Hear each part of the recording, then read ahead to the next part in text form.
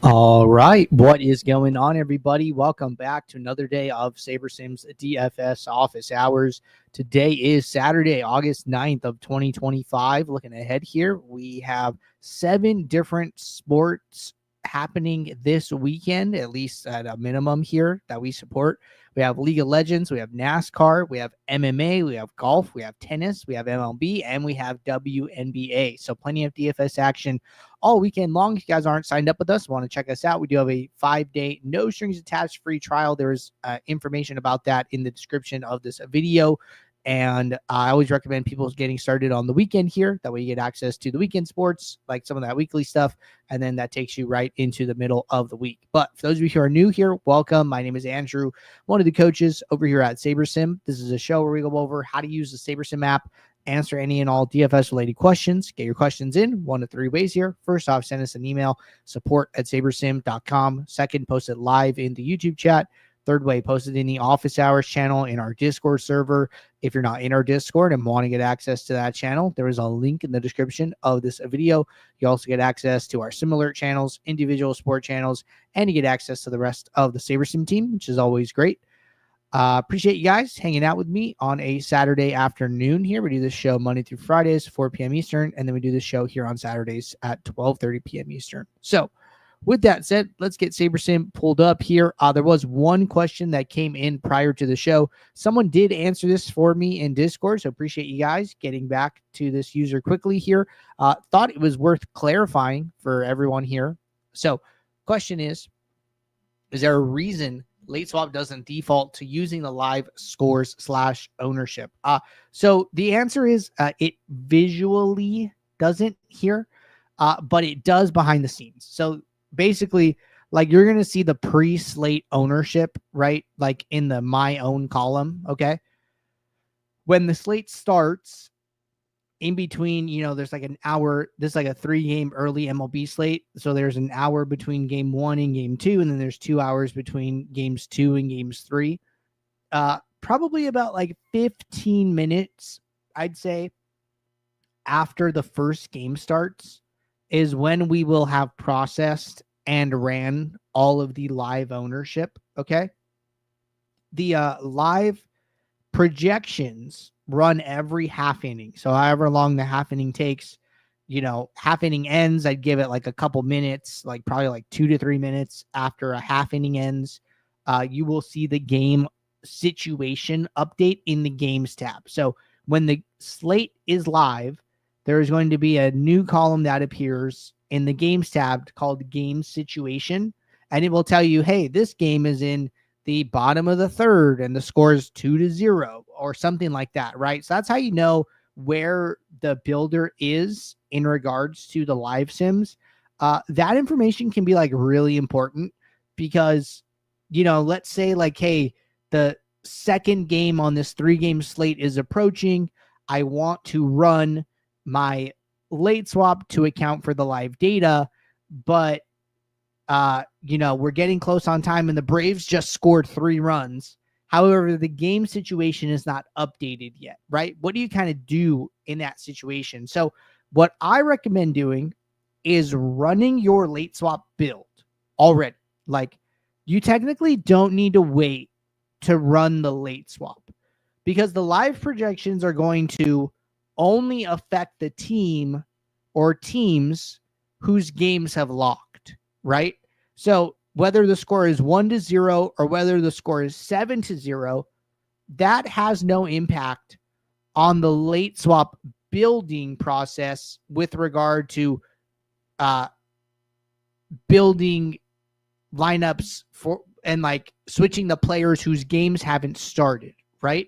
Where it becomes important is in ranking the lineups based on how they're doing, right? So like what I will do, for instance, is like I might run my late swap build,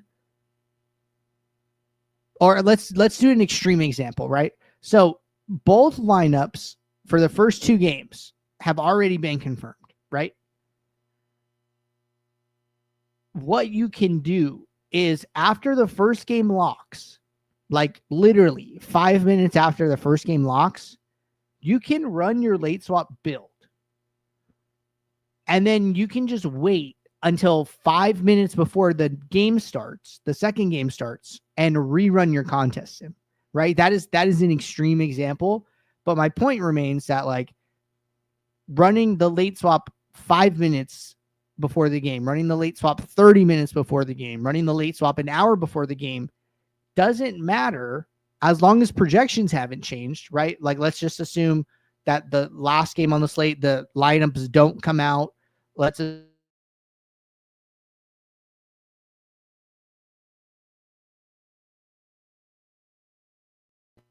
say it again. If projections don't change, then there's no need to rebuild your late swap.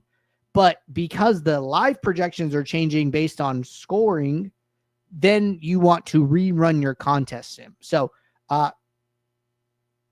building the lineups in late swap goes with projection changes. Rerunning the contest sim to re-rank the lineups goes with live projection updates. Okay. So game situation is going to be the best place in the app to see that information. I will literally just sit here. I'm like, okay, I'm waiting for this half inning to end. And then I'll wait for the score to update. I will go to my lineups that are already built. I will rerun the contest sim. Let SaberSim reorder the lineups that have already been built and then submit and then save and submit those from there. So that's what I think is like the best option here. Just like sit with that game situation tab open. And then as far as ownership, okay, going back to ownership. So the ownership options will appear in the My Own gear icon here. So there's going to be like two sections. One of them is going to say SaberSim ownership. And then there'll be like a second section that says SaberSim ownership live. Okay.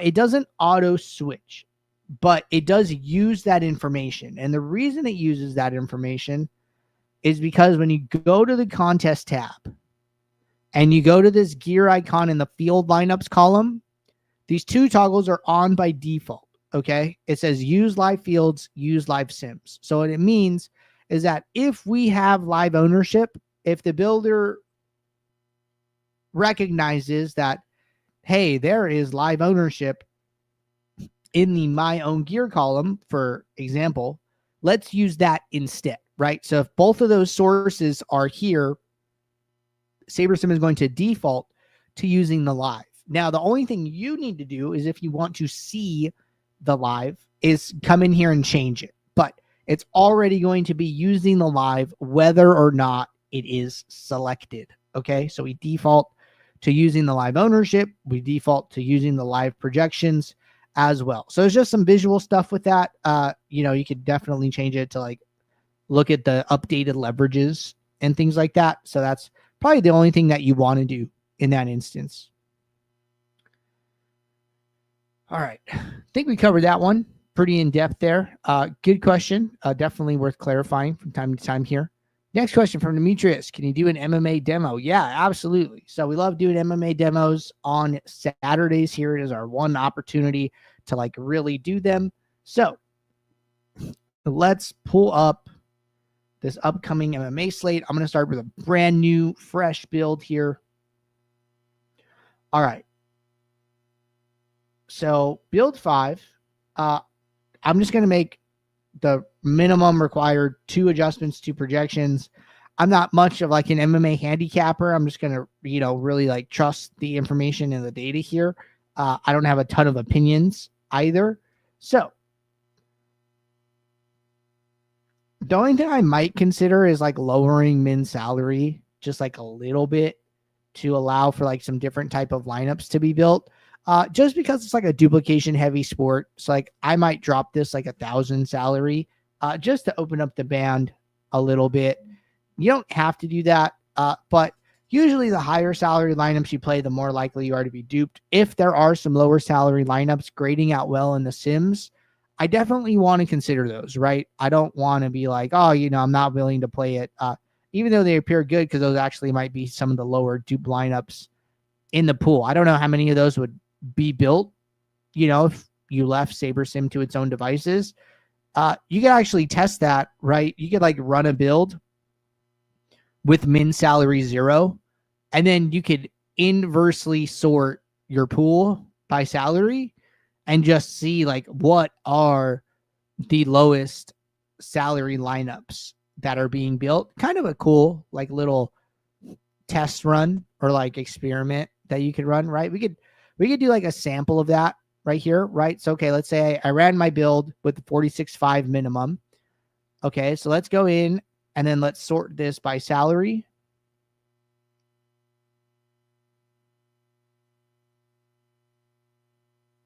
And then I want to probably pop this out. But I don't want to do salary high to low. I want to do salary low to high. So I would change the sort direction by clicking this arrow.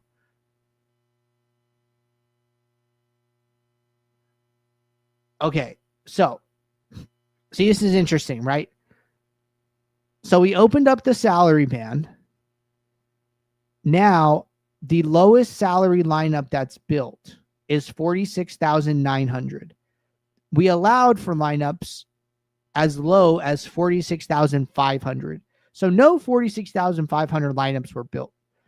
Now, remember that this is like a two-step process, right?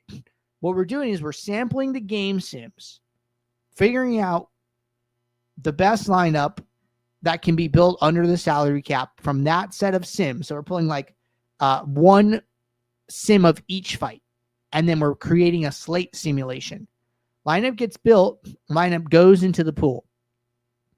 It isn't until the entire pool is built that we run the contest sim, and then we rank the lineups.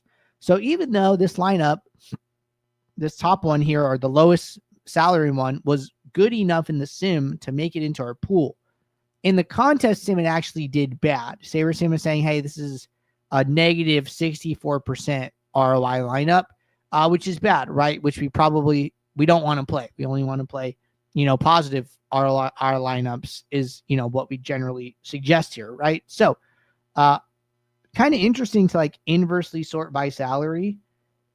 And I'm wondering where like our first positive ROI lineup comes at.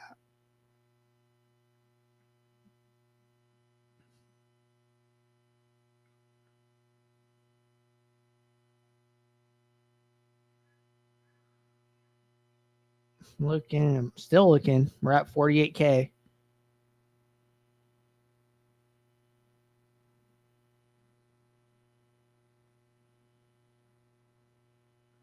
We're getting closer. Negative 3% ROI at 48.4.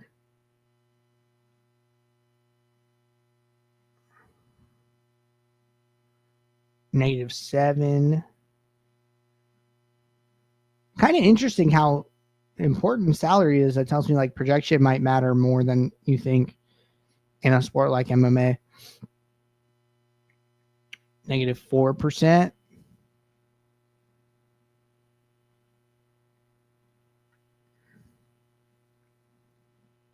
We're only through about 10% of our pool. Okay, cool. So I found the first couple. So it wasn't until we got to 48,800 salary that we saw our first positive ROI lineup of 1.9%, and then another 48.8 of 7.2%, right? So maybe I want to do the opposite. You know what I mean? Like maybe my initial assumption was wrong. Like, hey, maybe I actually want to increase the ROI just because so many of these lower salary ones are like negative. So like if I wanted to, I can come back, right? And I can run a new build, and maybe I use like a 48.5 minimum, right? And then by doing this, I know that I have to do more post build to like account for duplication because I'm increasing my salary. But it seems like, I mean, projection and salary.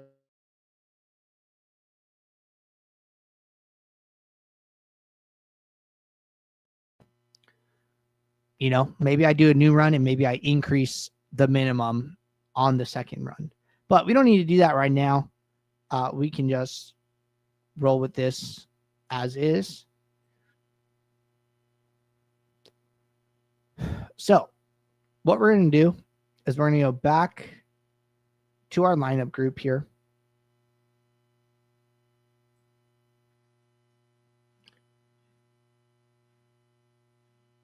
And one other thing, in case you guys didn't know, the portfolio diversifier is only going to use positive ROI lineups by default. So we could see here that like all of these are positive. That is very normal. So that's what you can expect. I think it's very safe to expect that your top lineup is always going to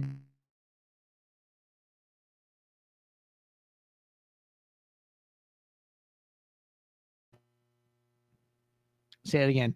So your first lineup is always going to be your highest positive ROI one. And then all the lineups are going to be overall positive ROI as long as there are enough in your pool to meet however many lineups you're requesting. So like here, I'm requesting 150 lineups. Highest ROI is 146%.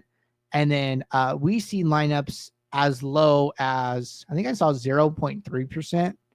So still positive, right? Yeah, I saw 0.7%. That's the lowest I've seen so far. Now, what the diversifier does good, right? Or what's different about it is that it doesn't take them in order, right? So like here, our ROIs are 146, 97, 20, 15, 133. Some people might see that like, hey, why is that? Well, what happens here, right, is like maybe the 146 and the 133 are like heavily correlated. Like maybe, they have one player different or something like that. And here these are like pretty similar. They both have E. Smith. They both have A. Hernandez. They both have C. Rodriguez. And they both have R. Cerqueira. I don't know how to say this like literally at all. But these lineups are like a 2v2, right? When you look at the lineup that is actually in second, 97% ROI, so still a good ROI. But these lineups share A. Hernandez, and that's it. Yeah, these lineups only share one fighter. So two high ROI lineups with only one fighter similar between the two. The diversifier is basically saying, hey, these two lineups play better together than if you were to play the two higher ROI lineups that share more players. This is what the diversifier is doing. It's looking at the previous lineup, figuring out which lineup complements the first one the best. And then it picks the next best one that complements the last two, the next best one that complements the last three, and so on and so forth. So, pretty cool, just kind of visualization here of like how that's working.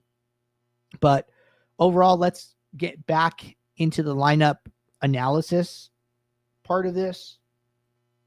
Let's see. I don't really need status. Exposure, leverage. That looks pretty good. All right. So I'm going to come in here. I'm going to sort by exposure. All right. We see two fighters above 10% leverage. One of them is 62% owned. One of them is 35% owned. So these aren't like, fighters nobody's playing, right? And then on the negative leverage side, we see negative 10, negative 11, negative 16. So kind of like a band, plus or minus 20%. Seems okay.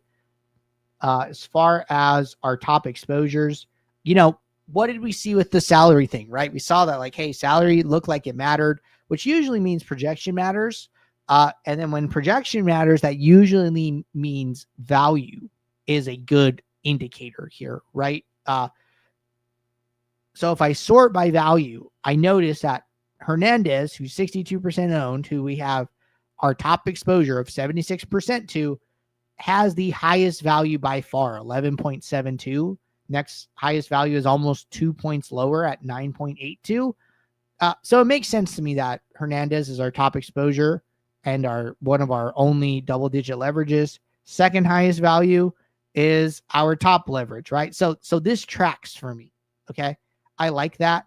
Now, as we go down, leverages get a little bit lower. Leverages even get negative here, but it looks okay. It's like either like we're like neutral or we're like under on like a number of these fighters as we go lower in value.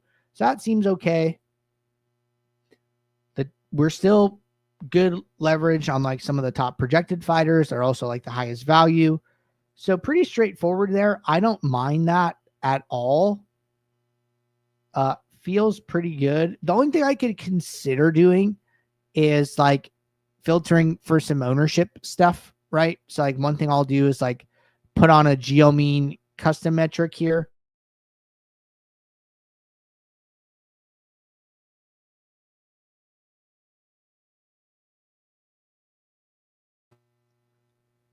By turning this filter on, we got rid of 700 lineups. You know, that's like about 15% of my pool. I think that's actually okay. You know, 10 to 20% here, being a little bit aggressive with it. I probably should have done it before all the analysis. It does lower our pre-slate ROI. Okay, this is probably a good thing to touch on. Our pre-slate ROI by turning on the geomean filter went from like 47% to 27%. So the interesting thing about that is that, hey, you know, our ROI went down by like half. It's like true, but we know duplication matters. And if me personally, I'm willing to sacrifice some pre-slate ROI to do things that I think will lower my post-slate duplication. And ultimately, I'm judging my decisions based on my post-contest sim ROI. So my like, you know, end all be all isn't the pre-slate ROI. For me, it's the post-contest sim ROI. When we are looking at all of the actual lineups that were played and all of the actual duplication rates, you know, how did I do? And if, you know, I look at those tomorrow or the next day and I realize that like, hey, I'm not grading out that well. Maybe I still have high dupes. Maybe I went too far with my uniqueness. Then I'll make updates here, but I'm still willing to give up some pre-slate ROI in order to try and do things I think are going to lower my duplication overall. So that's my opinion here. I think it's okay to do that. If you see that, don't be afraid to make those adjustments, which you know are important.